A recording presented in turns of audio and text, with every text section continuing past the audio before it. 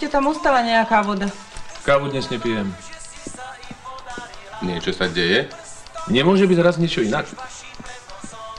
Nikto ma nehľadal? Bohatec sa pýtal na tie základy. Kam sa tak ponáhľa? Nikto ma nevolal? Keby niečo som u starého. Je tam sám? Áno, ale nik ho nemá rušiť. Ja len na momentík. Ahoj, dúfam, že nevyrušujem. Čo chceš? Vieš čo, len stručnú informáciu. Každý chce len stručnú informáciu, na prácu človeku nedostane čas. Tento návrh územného plánu. Odkiaľ to máš? Ale to vieš. No, ešte to nie je schválené. No práve. A kedy by sa to mohlo schváliť? Hoci aj zajtra. Myslíš, že to prejde? Pochybuješ o tom, že by môj projekt neprešiel? O tom nepochybujem.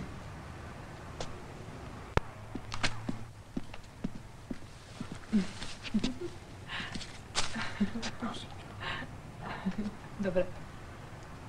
Ďakujem si, zlatá Editka.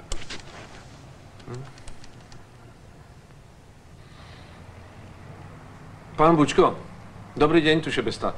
Volám kvôli... Áno. Nie, nič sa nestalo, ja len... Môžeme sa dohovoriť na zajtra? Nemáte čas. Celý týždeň. Nič, v poriadku. No tak potom tak, ako sme sa dohodli. Áno. Dovidenia. Moment. Ako sa poznáme? Áno, dovidenia.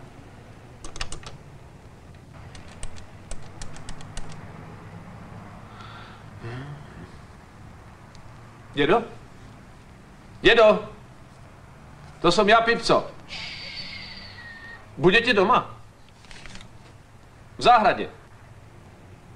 Áno, hneď tam prídem.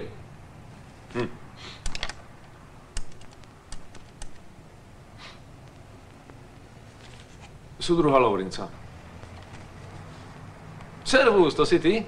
Vôbec som ťa nepoznal. Prosím ťa. Čo? Neskôr? Áno, prosím ťa. Haló? Pán inžinier. No dobre. Už neviem, Potom čo sa na to pozrieme. Keby niečo, idem na investing.